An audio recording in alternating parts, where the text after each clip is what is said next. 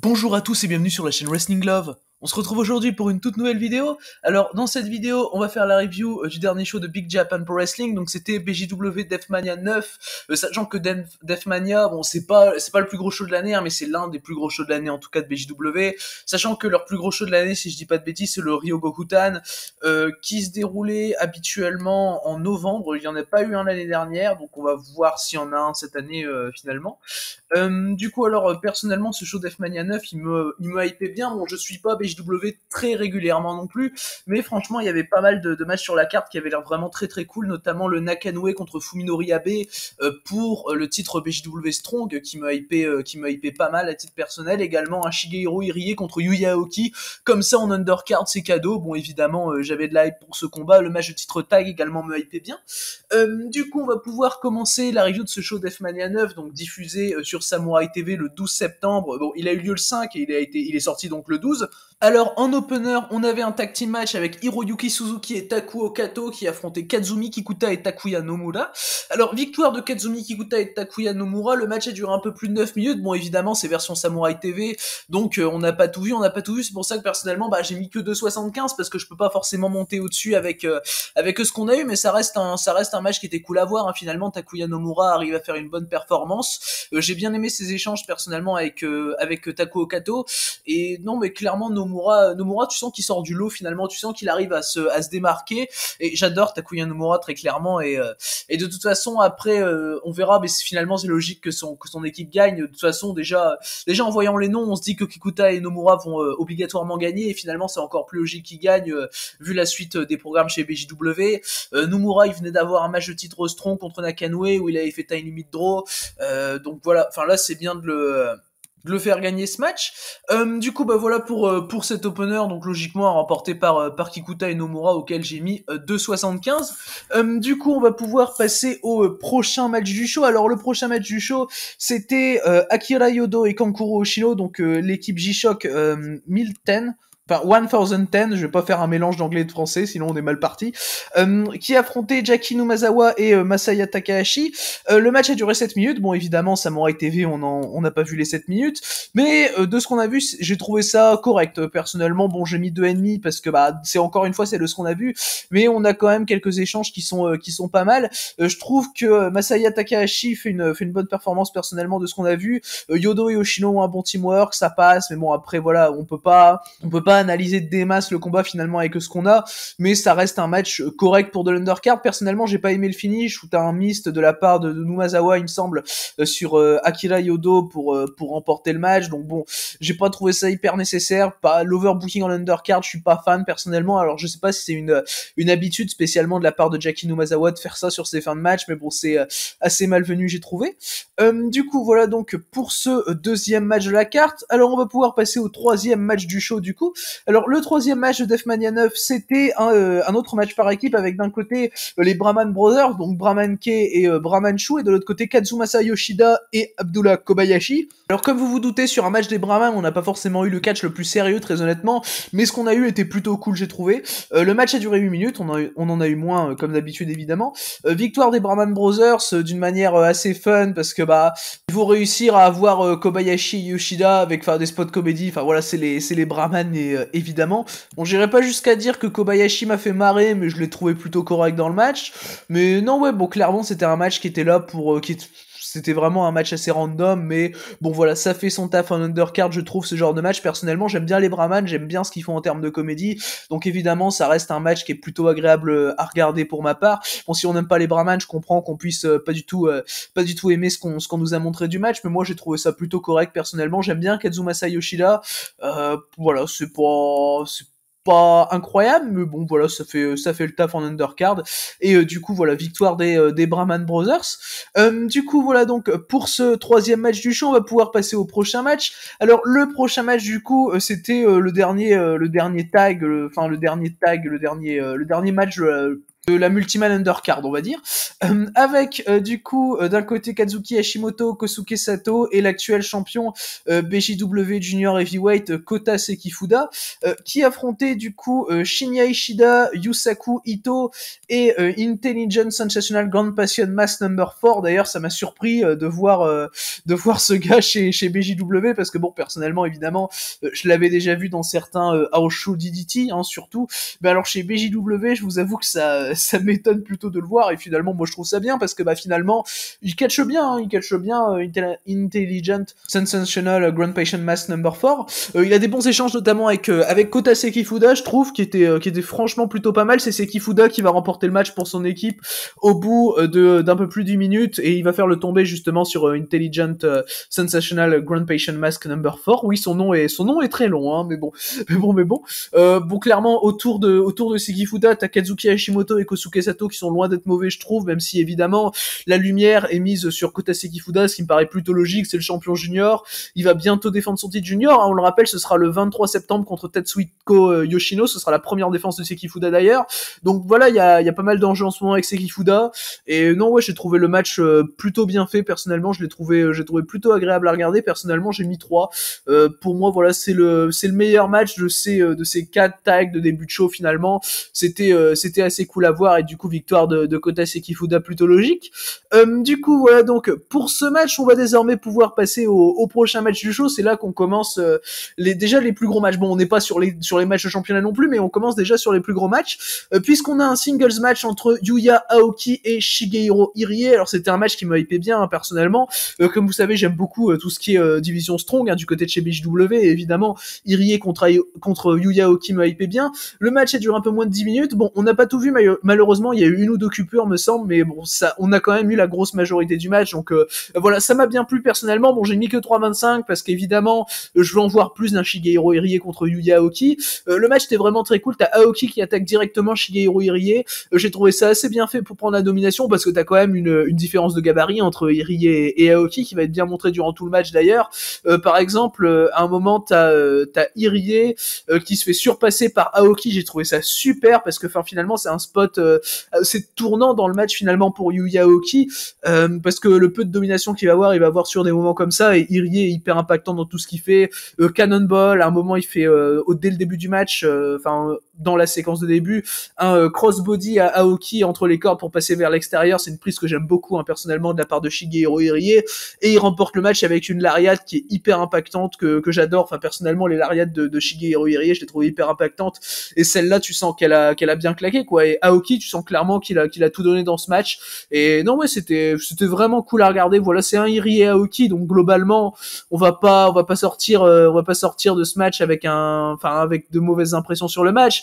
Mais bon, voilà, je pense qu'ils auraient pu en faire plus, très clairement. Après, ça joue aussi avec leur place dans la carte. J'attendais pas un gros match strong de 20 minutes non plus. Mais bon, voilà, c'est toujours, t'attends toujours plus quand t'as Irie et Aoki finalement dans un ring, qui sont deux excellents catcheurs. J'ai eu surtout l'occasion de voir évoluer Irie et Aoki un peu moins, mais de ce que j'ai vu du Aoki, personnellement, j'adore. Et du coup, voilà pour ce match donc remporté par Shigehiro Irie. On va maintenant pouvoir passer du coup au prochain match du show. Alors le prochain match du show, c'était un autre singles match avec Kengo Takai qui affrontait Yuji Okabayashi. Alors Kengo Takai, je le connais puisqu'il a fait quelques shows DDT et All Japan en 2020. Je crois que c'était en 2020 qu'il était apparu chez DDT, et en 2019, fin 2019 chez All Japan. Et du coup, c'est comme ça que je connais Takai. Je l'ai déjà vu quelques fois. Et bon, de ce que j'ai vu, il m'a pas donné des mauvaises impressions, très honnêtement. Donc contre Yuji Okabayashi, évidemment que ça m'a hypé. On a eu un match qui était vraiment très très cool. Alors en tout, le match a duré 13 minutes. Évidemment, on n'a pas vu les 13 minutes parce que c'est Samurai TV, faut pas déconner. Mais on a eu quand même un très bon match de ce qu'on a pu voir. Et personnellement, j'ai quand même réussi à mettre 3,5 parce que franchement, Takai et Okabayashi se sont super bien débrouillés. Alors franchement, dès le début du match, c'est bien strong. Voilà, t'as tout ce qu'on attend d'un match de Yuji Okabayashi, d'un match solo de Yuji Okabayashi. Et je trouve que Kengo Takai fait clairement pas tâche, hein, finalement, dans ce match. Il arrive à faire une performance assez intéressante. Okabayashi, à un moment donné du match, lui claque une énorme lariat, et Takai va se dégager. J'ai trouvé ça plutôt cool, personnellement. T'as pas mal de chops également de la part d'Okabayashi qui sont vraiment impactants, évidemment. Yuji Okabayashi fait du Yuji Okabayashi Kengo Takai, franchement il a été vraiment bon. Donc non, clairement c'est un match qui m'a investi de bout en bout, qui était vraiment strong, enfin voilà, avec plein de strikes impactants, qui était vraiment cool à voir.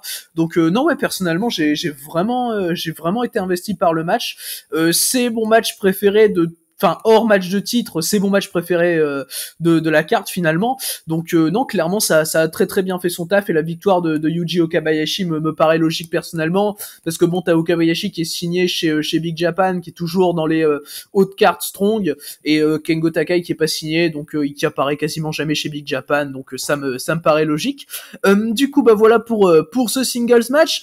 On va maintenant pouvoir passer au prochain match du show, donc au dernier match avant les matchs de titre de ce show Deathmania 9. Alors le match en question, c'était un Fluorescent Light Tubes Tag Team Deathmatch, avec d'un côté Michio Kageyama et Takumi Tsukamoto, sachant que Takumi Tsukamoto est le champion Union Pro Max de Basara, donc le champion World finalement de la Basara, et Kageyama et Tsukamoto affrontaient Yuki Ishikawa et Ryuji Ito, sachant que Ryuji Ito a été déjà déclaré comme le prochain challenger au championnat Deathmatch BJW le 23 septembre, et que Yuki Ishikawa est déjà le prochain challenger au championnat GCW Ultraviolent de Drew Parker. Du coup, évidemment, on a eu une victoire d'Ito et d'Ishikawa, qui faisaient équipe, donc voilà, c'était très logique de les voir gagner, surtout quand tu sais la suite pour ces deux catcheurs avec chacun un match de titre. Alors c'était un match d'un peu plus de 12 minutes que j'ai trouvé personnellement correct, hein. Bon, évidemment, encore une fois, on n'a pas eu tout le match, mais bon, finalement, c'est précisé, hein, c'est Samurai TV, donc vous vous attendez à quoi?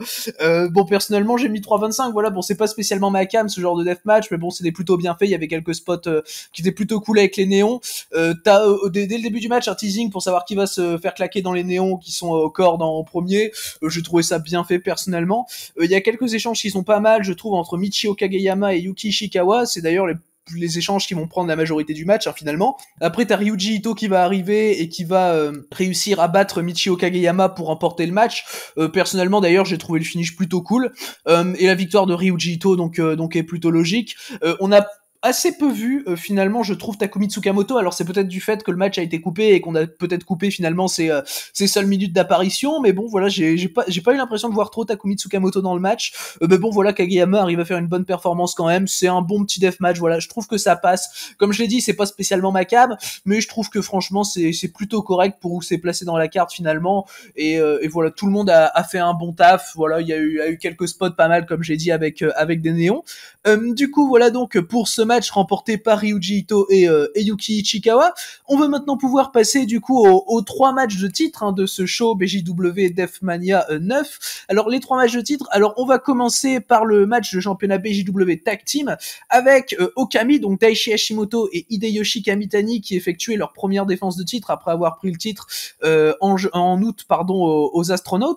C'était contre Daisuke Sekimoto et Yuji Ino, donc évidemment le match me hypait beaucoup, hein, quand tu vois l'affiche. T'as eu un gros match strong, vraiment hyper plaisant. Personnellement, je lui ai mis 4. C'est mon match préféré du show, hein, très clairement, ça y a pas de doute là-dessus. C'est vraiment un très très bon match strong que j'ai trouvé. Dès le début du match, on est concentré sur des échanges entre Sekimoto et Daichi Hashimoto, et de l'autre côté les échanges entre Hideyoshi Kamitani et Yuji Ino. J'ai trouvé ça très bien fait personnellement. T'as pas mal de gros kicks, hein, de la part de Daichi Hashimoto évidemment. De leur côté, Ino et Kamitani vont échanger des chops. Bon, les chops de Yuji Ino, c'est quelque chose. Dans le match, il va en mettre des lourds, hein, que ce soit sur Hashimoto, sur Kamitani et même sur Sekimoto, hein, finalement, parce qu'à un moment dans le match qui m'a fait bien rire, c'est quand Sekimoto et Ino veulent foncer dans Daichi Hashimoto dans le coin, et Sekimoto et Ino en fait sont tellement baraqués que en fait ça passe pas à deux. Du coup à un moment t'as Ino qui lui met un énorme chop à Sekimoto, t'as Sekimoto, il recule dans le coin. Enfin c'était vraiment un moment fun, j'ai trouvé, et les chops de Yuji Ino donc sont vraiment énormes, hein, je trouve. Donc dans le match clairement ça m'a beaucoup plu. Il y a un échange entre Ino et Kamitani, à un moment où Ino va mettre des chops et Kamitani va foutre des gros coups d'avant-bras qui étaient hyper impactants. Même Ino va mettre des gros coups d'avant-bras à un moment, je crois que c'est sur la première moitié du match. C'était vraiment plaisant, voilà, c'est tout ce que j'aime, hein, de la division strong de BJW. C'est clairement un match qui est extrêmement bien fait. Il a duré 21 minutes, c'est le match le plus long du show. On a eu une ou deux coupures encore une fois, mais c'était pas spécialement dommageable finalement, parce que on a quand même eu la quasi-totalité du match finalement, et c'était vraiment excellent, hein. Très clairement, ça y a pas de souci. La victoire d'Hashimoto et de Kamitani est plutôt logique, sachant que c'est leur première défense de titre, qui viennent de prendre le titre aux Astronauts, qui avaient eu un assez long règne, sachant qu'en plus Astronauts en soi étaient champions depuis depuis un an quasiment non-stop. Finalement, ils avaient juste perdu les titres pendant un petit mois en début d'année. Et finalement, ouais, du coup, c'est logique qu'Hashimoto et Kamitani conservent là. Surtout que Yujino, il est signé chez DDT, donc il va pas s'amuser à aller gagner les titres tag chez BJW. Mais bon, voilà, on a quand même une très très bonne performance de la part des 4 catcheurs. C'est Hideyoshi Kamitani qui remporte ce match et qui fait le tomber sur Daisuke Sekimoto. Sekimoto qui est un peu, disons qu'il est secoué toute la fin du match à partir du moment où il se prend un gros chop par Yujino, à partir du passage que j'ai raconté tout à l'heure. Et non, oui, clairement, c'était extrêmement bien fait. C'est un plaisir de voir ce genre de match. Et clairement, c'est mon type de match, clairement favori chez BJW. C'est tout ce que je veux voir. Donc, les 4 mecs font super bien le taf. Et puis, vu les 4 noms déjà, tu te dis que bon, t'es parti pour passer un moment et tu passes évidemment un bon moment. Du coup, ouais, très bonne défense pour Hashimoto et Kamitani, qui étaient pour le coup encore meilleurs que leur prise de titre sur les astronautes, j'ai trouvé. Et du coup, une note de 4 étoiles pour ma part. Du coup, voilà donc pour ce match de championnat BJW Tag Team. On va maintenant pouvoir passer au pré-main event du coup de ce show. Alors, le pré-main event, c'était le match pour le championnat BJW Strong Heavyweight Championship, avec Yasufumi Nakanoe qui défendait son titre contre Fuminori Abe. Donc, c'était la 6e défense de titre de Yasufumi Nakanoe, et il a conservé son titre à ma plus grande surprise contre Fuminori Abe, sachant que personnellement, je m'attendais à une victoire d'Abe, puisque Nakanoe vient de battre Nomura, donc Nomura qui est le partenaire de Fuminori Abe. Derrière, t'as Abe qui perd les titres tag, du coup je m'attendais très franchement à voir Abe perdre les titres tag pour qu'on le mette champion strong juste derrière. Ça m'aurait vraiment pas étonné à titre personnel, mais bon, ça reste un match qui est vraiment très très bon. J'ai mis 3,75 personnellement. T'as pas mal de moments qui sont assez vraiment intéressants. Évidemment, bon, on est sur un match BJW Strong, donc le style me plaît beaucoup, le style du match me plaît beaucoup. T'as pas mal de strikes très impactants qui vont être placés par les deux hommes.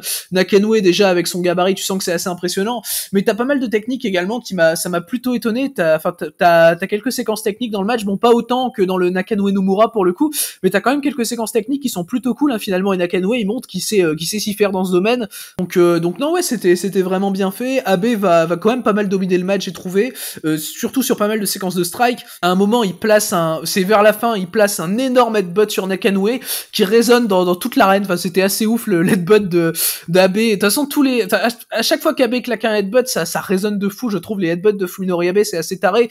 On se souvient du headbutt qu'il avait claqué sur Hikaru Sato dans la Junior Battle of Glory chez All Japan, qui était énorme. Et là, c'est à peu près du même style. Donc, personnellement, j'ai adoré. Évidemment, cette séquence. Bon, par contre, je suis pas le plus grand fan de la fin, très honnêtement, parce que bon, t'as le kick out à 1 de Fuminori Abe juste avant la fin qui va me déranger un poil. Parce que, comme vous savez, je suis pas le plus grand fan de ce genre de fin avec des kick out à 1 et tout. Même si de base, les kick out à 1 dans les matchs strong, ça passe bien mieux avec moi. Mais juste si près de la fin, en fait, c'est là où ça va finalement me déranger. Après, ça reste vraiment un très bon match, une très bonne défense de la part de Nakanoe, même si ce match le situe personnellement un peu en dessous du match quand même contre Takuya Nomura. Bon, c'est 3,75 pour les deux, c'est 2 très bons matchs, c'est 2 très bonnes défenses de Nakanoe, et évidemment, voilà, moi je vous conseille de les voir, très clairement. Du coup, voilà donc pour ce match de championnat strong, donc conservé par Yasufumi Nakanoe. Alors la suite par rapport au titre BJW Strong, alors la prochaine défense de titre le titre Strong de Nakanoe, ce sera lors du show BJW du 23 septembre, si je dis pas de bêtises. Ce sera dans le show BJW du 20 septembre, pardon. Ce sera Nakanoe contre Takuya Nomura qui va donc bénéficier d'une 2e chance au titre BJW Strong, et c'est pour ça personnellement que je le vois remporter ce titre. Finalement, il a eu un time limit draw contre Nakanoe dans le show du 23 juillet, il me semble. Derrière, Nakanoe est arrivé à battre Abe. Du coup, il y a un moment où Nomura, je pense qu'il faut qu'il détrône Yasufumi Nakanoe à titre personnel. Enfin, en tout cas, c'est montré comme tel, et personnellement, ça me plairait beaucoup, surtout que Nakanoe, il est déjà champion depuis le début d'année en soi, donc c'est pas si grave. Enfin voilà, c'est pas vraiment dommageable s'il perd le titre maintenant. Il aura eu un assez long règne, Nakanoe. Donc ouais, personnellement, déjà, je suis très hype par ce Nakanoe Nomura, et franchement, déjà, le premier était très très bon, donc moi, je m'attends à la même qualité qualité, voire plus, hein, très honnêtement, parce que bah c'est Nakanoe et Nomura, les mecs sont capables de claquer un très très gros match. Du coup, voilà donc pour la suite, hein, du titre BJW Strong qui se défendra donc dans le show du 20 septembre.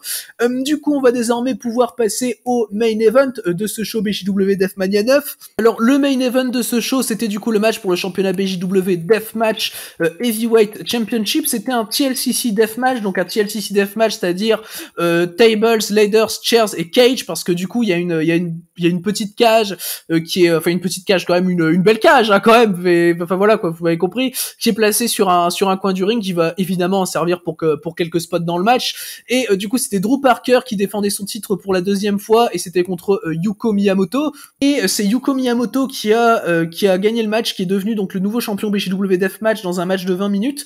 Le match était vraiment bon personnellement. Bon, comme vous savez, je suis pas le plus grand fan des deathmatch japonais, mais très clairement, je me retrouve beaucoup plus dans les deathmatch BJW que dans les deathmatch Freedoms, où en général, je trouve ça un peu n'importe quoi finalement les deathmatch Freedoms. Et les deathmatch BJW, j'aime beaucoup leur style personnellement. Donc évidemment ça passe bien mieux, même si je préfère quand même les deathmatch US. Ce match-là personnellement je lui ai mis 3,5. Je suis juste vraiment déçu du résultat finalement, parce que le match en lui-même est vraiment sympa. Il y a pas mal de spots qui sont assez cool, qui sont assez bien amenés même, j'ai trouvé. Et heureusement finalement, parce que c'est quand même des gros spots. Hein. T'as notamment un météora depuis le haut de la cage de la part de Drew Parker sur Miyamoto, qui était en bas de la cage du coup, et qui est suivi qui suit finalement une grosse séquence de strike sur la cage qui était plutôt cool, j'ai trouvé.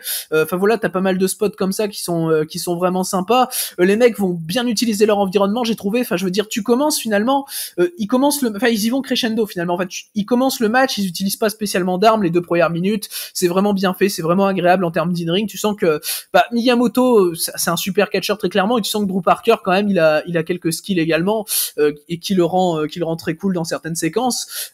Hors spot deathmatch évidemment, même si ces spots deathmatch sont cool, hein, loin de moi l'idée de dire le contraire. Et après les deux vont prendre des chaises, t'as Miyamoto qui va réussir à désarmer Parker va désarmer à son tour Miyamoto, tu vas repartir sur une séquence un peu plus catch. Enfin, j'ai trouvé ça bien fait personnellement dès le début du match. Tu sens que le match il va être bien construit, et il l'est. Bon, ça me paraît clair. Après, c'est pas sur un deathmatch japonais que je vais aller lâcher un 4 ou quoi que ce soit, mais ça reste vraiment très agréable à regarder. T'as juste la fin et le résultat qui me dérange vraiment, parce que en fait la fin, si vous voulez, t'as Miyamoto qui gagne avec un moonsault du haut de la cage, et finalement le moonsault est dégueulasse. Enfin, tu sens que le mec finalement le mec saute pas en fait. Je vois bon, je sais que c'est du haut de la cage et que c'est pas spécialement facile ou quoi, mais finalement en fait c'est vraiment dérangeant, parce que c'est le mec se laisse tomber en fait. Le mec se laisse tomber de la cage, le mec se laisse tomber pour son moonsault, et c'est le genre de moonsault que je déteste. Finalement ça me fait un peu penser au moonsault de Sanada, et franchement, en termes d'exécution, je trouve ça vraiment mauvais, le moonsault de Miyamoto, très clairement, pour finir ce match. Et ouais, comme je dis, ça me fait penser au moonsault de Sanada, qui est un moonsault que je déteste. Donc bon, c'est pas... Voilà, déjà, quand un move me fait penser à un move de Sanada, déjà, on est mal parti. Et alors, quand c'est un moonsault, tu réalises que là, c'est vraiment plus que mal parti. Et bon, voilà. Et par rapport au résultat, personnellement, ça me dérange, parce que finalement, Drew Parker, quid de Drew Parker, il remporte le Ikiduzen Deathmatch cette année, donc en finale contre Ryuji Ito.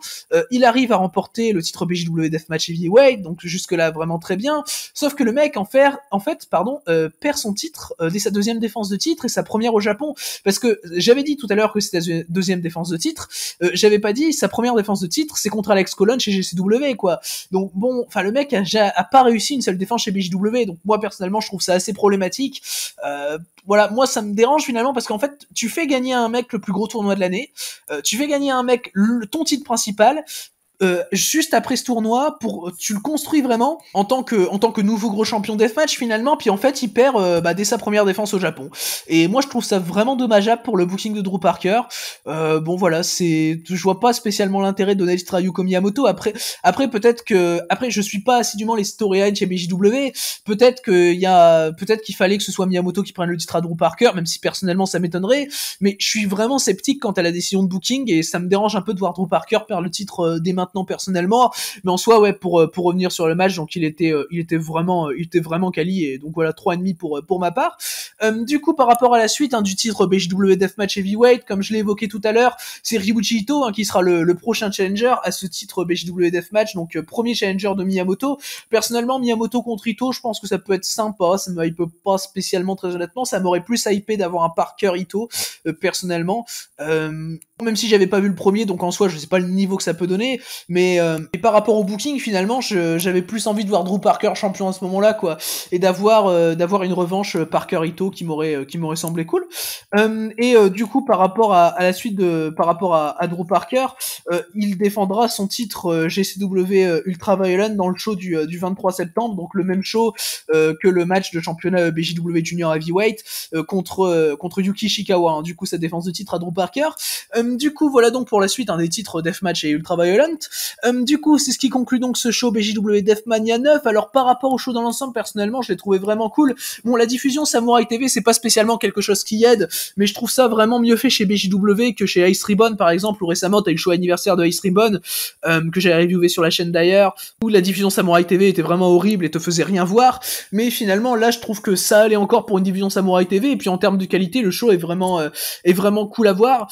Personnellement voilà, je l'ai trouvé vraiment digeste. S'il y a des matchs que je conseille personnellement, c'est les matchs de titre tag et strong en grosse priorité à titre personnel, surtout le match de titre tag qui est pour ma part le meilleur match du show.